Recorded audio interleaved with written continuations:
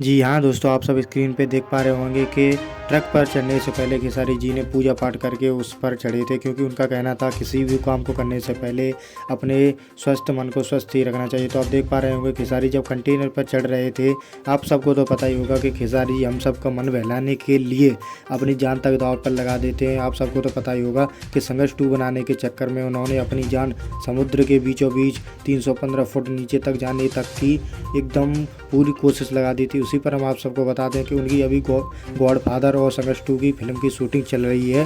तो उसी के दौरान उनका एक वीडियो वायरल हुआ था, जो ट्रक पर चढ़ते टाइम वो अपना वीडियो वायरल हुआ उनका।